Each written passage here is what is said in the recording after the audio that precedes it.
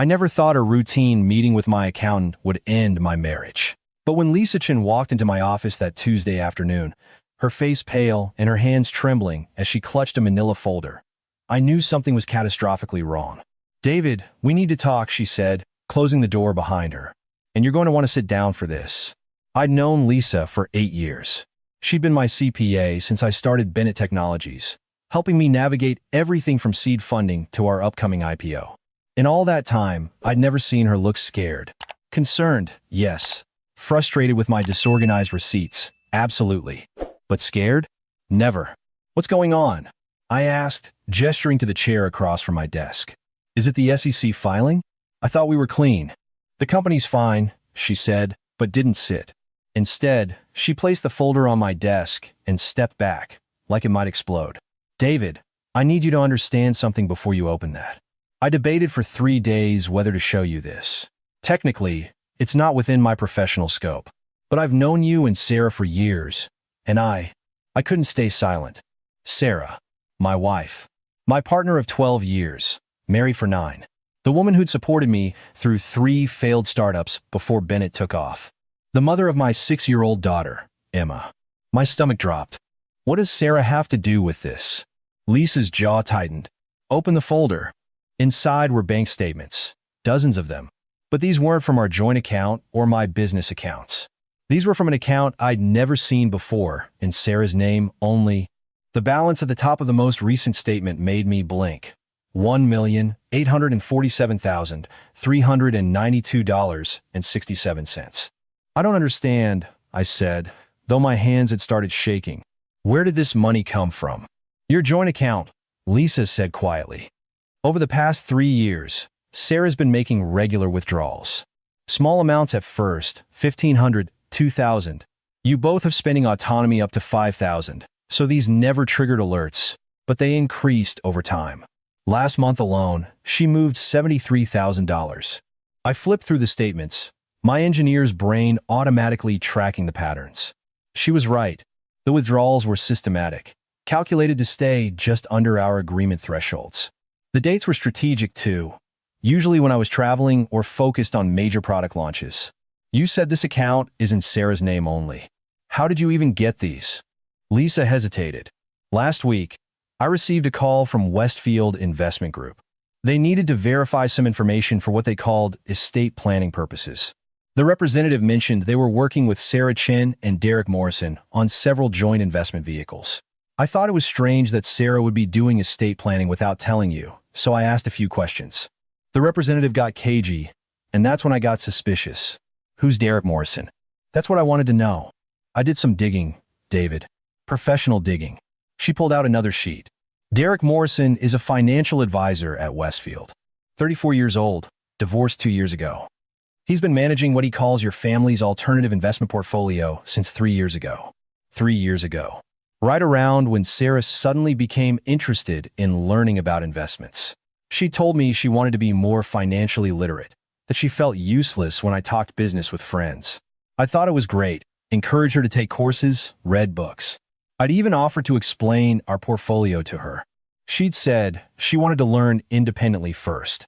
"Lisa, how did you get all this information? These account statements?" She looked uncomfortable.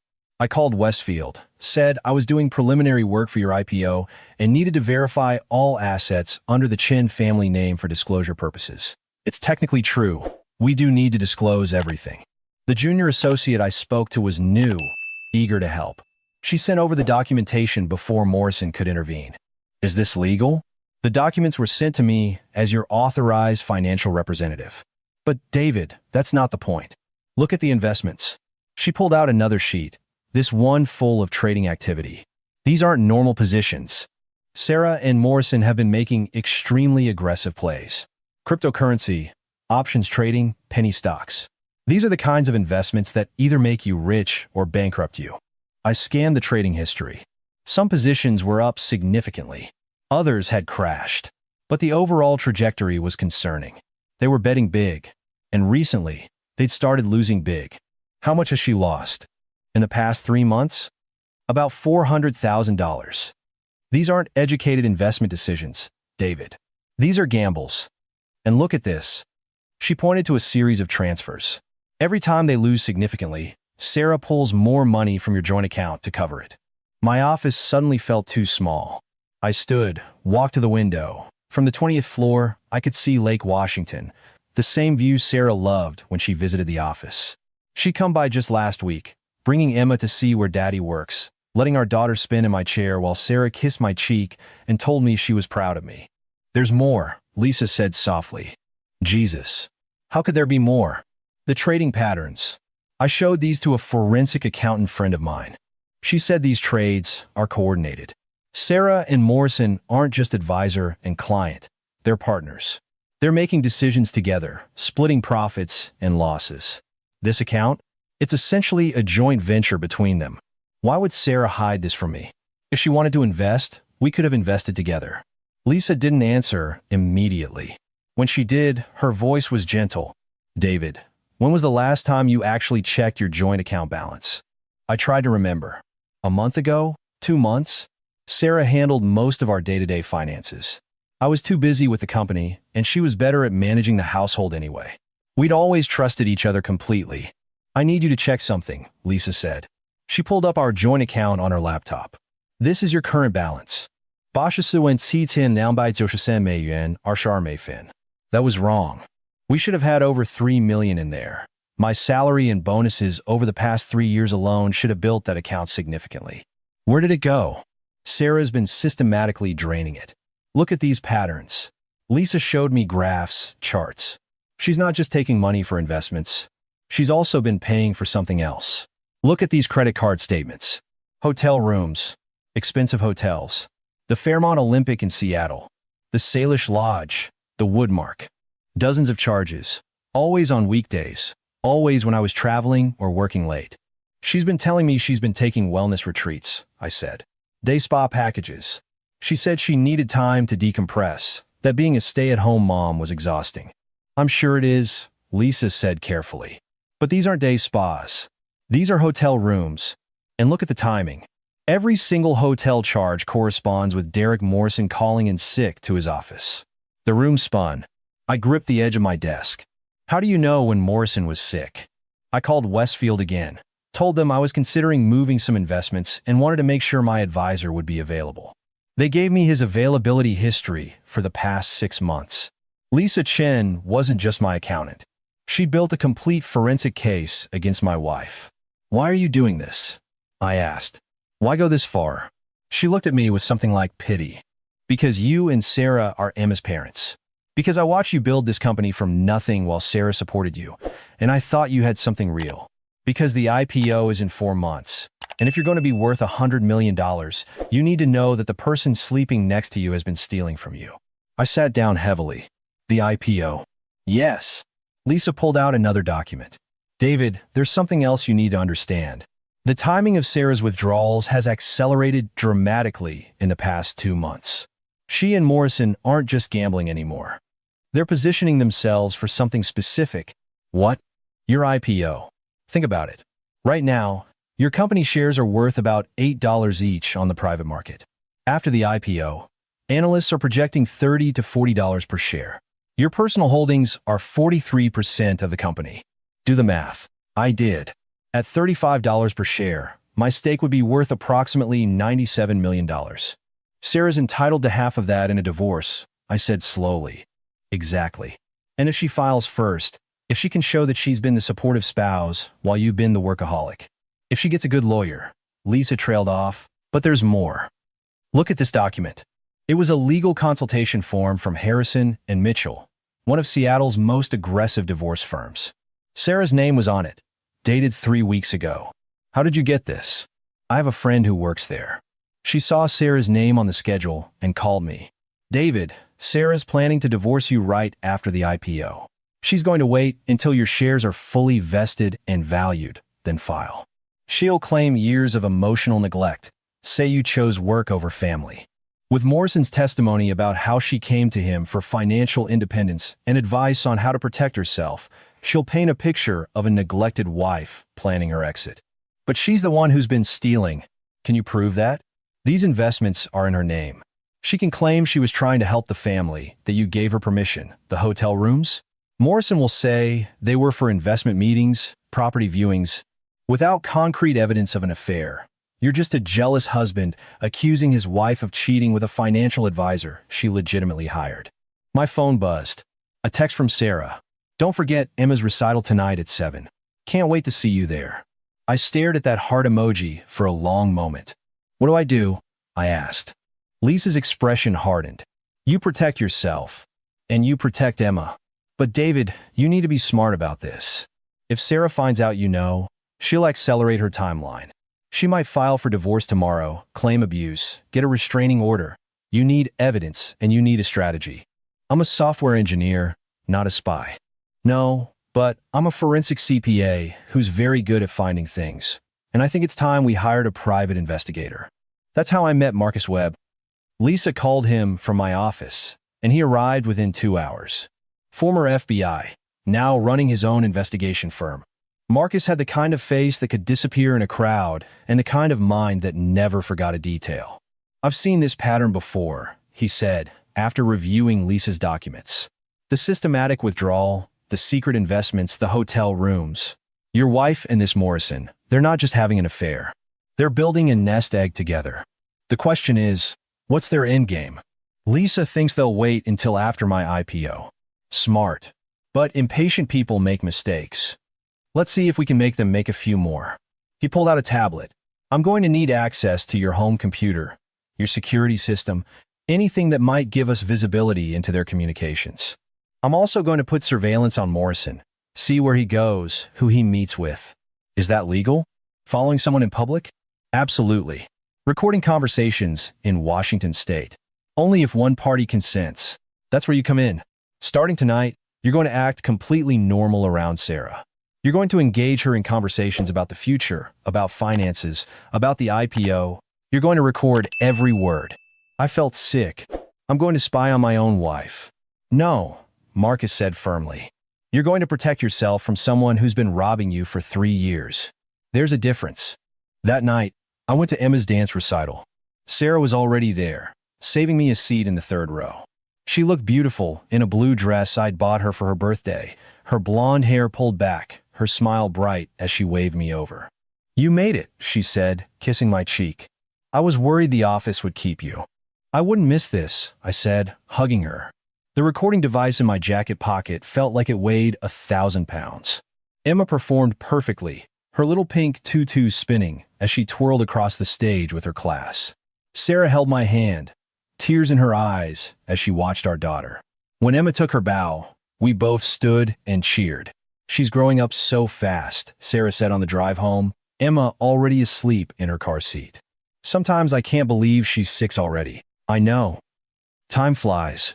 David, I've been thinking. Sarah's voice took on a careful tone. After the IPO, maybe we should think about our future. Our family's future. Here it was. I kept my voice casual. What do you mean? Well, we'll have financial security for the first time ever. Real security. I was thinking maybe we could get a vacation home somewhere. Maybe Hawaii? Emma would love the beaches, and it would be good for us, you know?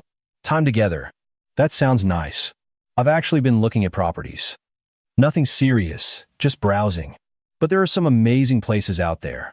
She pulled out her phone, showed me listings.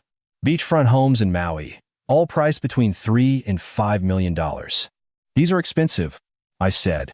We can afford it, once the IPO goes through. David, you've worked so hard. We've worked so hard. Don't we deserve something for ourselves? The recording device captured every word. Over the next 2 weeks, Marcus Webb earned every penny of his considerable fee. He tracked Morrison's movements, documented his meetings with Sarah at various hotels and restaurants. He obtained security footage from the Fairmont, showing them checking in together. He recorded phone calls where they discussed their investment strategy in language that made it clear they were talking about more than just money. She wants to leave you, Morrison said in one call, recorded when he was sitting in his car outside a grocery store. But she's smart. She knows if she files now, you'll fight. We need to wait until the money's real, until the shares are liquid. Then she files, takes half, and we're set. What about Emma? Sarah thinks she can get primary custody. You work 80-hour weeks, David never makes school events. She's been documenting it all. Except I did make school events. I made almost all of them. But Sarah had been telling Morrison a different story, building a narrative. Marcus also discovered something Lisa had missed. Morrison wasn't just gambling with Sarah's money. He was doing the same thing with at least 6 other clients, mostly women going through difficult marriages. He positioned himself as the supportive advisor, the one who understood them, and slowly convinced them to make increasingly risky investments. When those investments paid off, he'd take massive commissions. When they failed, well, that was the client's risk. "This guy's running a scheme," Marcus said. "It's not quite fraud, because he's technically offering investment advice. But it's unethical as hell, and I guarantee Westfield doesn't know the full extent of it. They think he's just an aggressive advisor with a good track record. Can we prove it? With 6 clients? Yeah, I think so. Especially if those clients are willing to testify about how Morrison seduced them, convinced them to hide investments from their husbands, promised them he'd take care of them after their divorces. You think they'd testify? I think if they knew they were marks in a bigger con, they might. But that's not our immediate problem. Our immediate problem is Sarah." The confrontation came on a Tuesday night, 3 weeks after Lisa's revelation. I'd arranged everything carefully. Emma was at my parents' house for a sleepover. Marcus had set up cameras in our living room with my consent. Lisa had prepared a complete financial forensic report. And I'd spent the day consulting with my own divorce attorney, a woman named Jennifer Park, who looked at my case and said 2 words: destroy them. Sarah came home at 7, carrying groceries, humming. She kissed me on the cheek, started unloading the bags. "I got that wine you like," she said. "Thought we could have a nice dinner, just the 2 of us. Emma's with your parents, right?" "Right." "Sarah, we need to talk."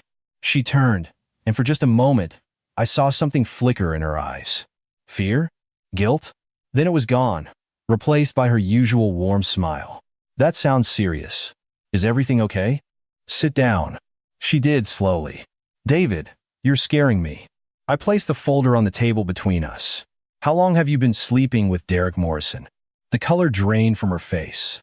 She opened her mouth, closed it, opened it again. "I don't." "What are you talking about?" "I have bank statements showing you've moved almost $2 million from our joint account into a secret account.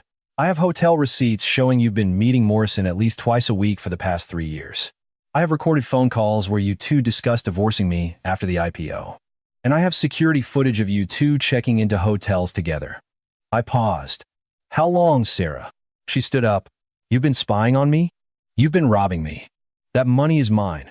I'm your wife. I'm entitled to our assets. Not secretly. Not by lying about where you're going and what you're doing. Not by planning to divorce me the minute my company goes public. I wasn't." She stopped, realizing she'd almost admitted it. "Lisa Chen brought me the documents 3 weeks ago. I've spent that time building a case against you. A very thorough case. So I'm going to ask you one more time, how long?" Sarah sat back down, and I watched her entire demeanor change. The warm, loving wife disappeared. In her place was someone calculating, cold. 2 years, she said finally. "Maybe 3. I don't know exactly." "Why? Why?" She laughed, and it was bitter. "David, you have no idea what it's like being married to you. You work all the time. You miss dinners. You miss events. When you are home, you're thinking about code or investors or the next product launch. I'm just furniture.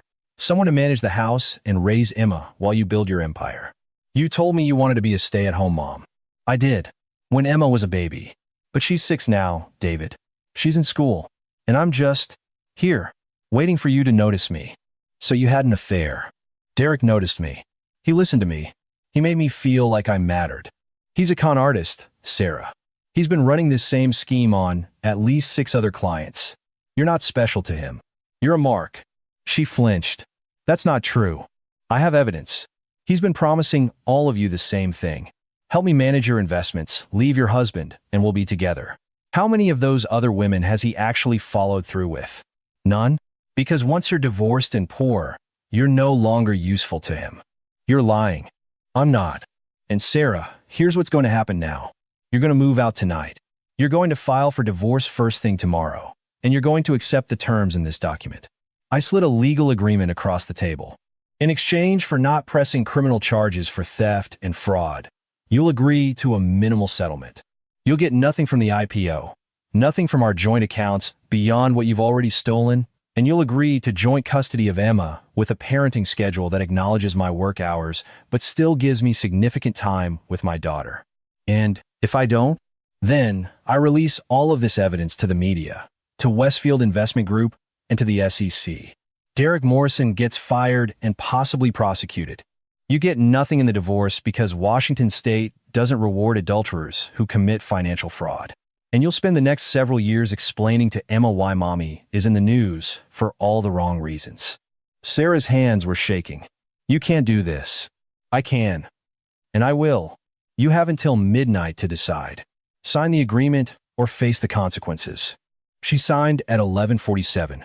The aftermath was brutal but swift. Sarah moved out that night, staying with her sister. Morrison was fired from Westfield 3 days later after I sent a detailed report to their compliance department. An investigation into his practices revealed he'd been skimming commissions and manipulating clients for years. Last I heard, he was facing a civil lawsuit from at least 4 former clients and a potential criminal investigation. Sarah's secret investment account crashed during the market correction that followed. The aggressive positions she and Morrison had taken wiped out most of the remaining money. She ended up with about $300,000, not the nearly $2 million she'd stolen. The divorce was finalized 2 months before the IPO. Sarah got nothing from it. Her lawyer argued for alimony and a share of the company, but Jennifer Park demolished those arguments with evidence of Sarah's affair, her financial fraud, and her premeditated plan to wait until after the IPO to file. Bennett Technologies went public in October. The stock opened at $32 per share and climbed to $41 by the end of the first day. My stake was suddenly worth over $150 million. Sarah called me that night. I let it go to voicemail. David, please. I made mistakes, I know. But we're Emma's parents. We need to figure this out. I'm struggling. The money's gone, Derek won't return my calls, and I can't find work.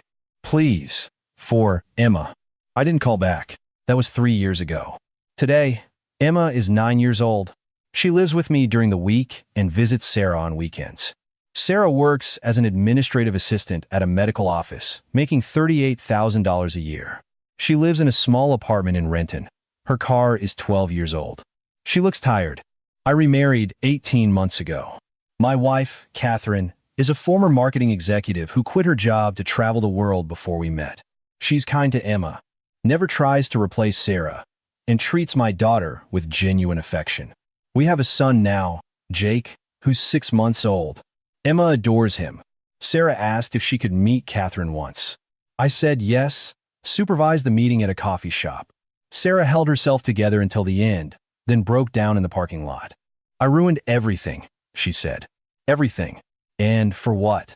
Derek won't even answer my messages. The money's gone. I lost you. I barely see Emma, and I'm living in a studio apartment at 39 years old. I didn't know what to say. Part of me, a small part, felt sorry for her. We'd had good years together before this all fell apart. But I couldn't forget what she'd done, how systematically she'd planned to betray me. You made your choices, I finally said. This is the consequence. Last month, Emma asked me why mommy looks so sad all the time. Mommy made some mistakes a long time ago, I told her. And sometimes mistakes have consequences that last a very long time. Do you still love mommy? I love who she used to be.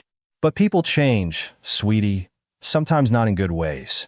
Catherine's nice. She is. And she loves you very much. I know. Emma hugged me. I'm glad you're happy, Daddy. I am happy. But sometimes, late at night, I think about Lisa walking into my office 3 years ago with that folder. I think about how close I came to losing everything. How Sarah and Morrison had planned every detail of destroying me financially and emotionally. And I think about how one honest accountant, willing to bend a few rules to help a friend, saved my life. I sent Lisa a bonus after the IPO. A significant one. She tried to refuse it. You paid me to do my job, she said. No, I replied. I paid you to manage my accounts. What you did was save my family. There's a difference. She accepted the bonus. Last I heard, she's expanding her practice to focus on forensic accounting in divorce cases. Apparently, there are a lot of people like Sarah and Derek out there, systematically stealing from their spouses, planning their exits, building secret lives. Lisa finds them, and she stops them. As for me, I've become more careful. I check our accounts regularly. I know where every dollar goes. I've learned that trust is important, but verification is essential. Catherine understands. She shows me her accounts willingly, and I show her mine. We have no secrets, because I learned the hard way that secrets, especially financial ones, destroy everything. Emma still visits Sarah. I never badmouth her mother. Never tell Emma the full story of what happened. That's a conversation for when she's older, maybe much older. For now, she knows that mommy and daddy aren't together anymore, that sometimes adults make mistakes and that life goes on. And it does go on. Better than I could have imagined, actually. Bennett Technologies just acquired our third company. Catherine and I are talking about having another child. Emma's thriving in school, showing an interest in mathematics that makes me hope she'll follow me into tech someday. But I'll never forget that Tuesday afternoon when Lisa Chin walked into my office with trembling hands and a manila folder. I'll never forget how close I came to losing everything. And I'll never forget the lesson I learned. The people closest to you, the ones you trust most, can sometimes be the ones planning your destruction. Watch your accounts. Trust, but verify. And if your accountant ever walks into your office looking scared, listen to them. They might be saving your life.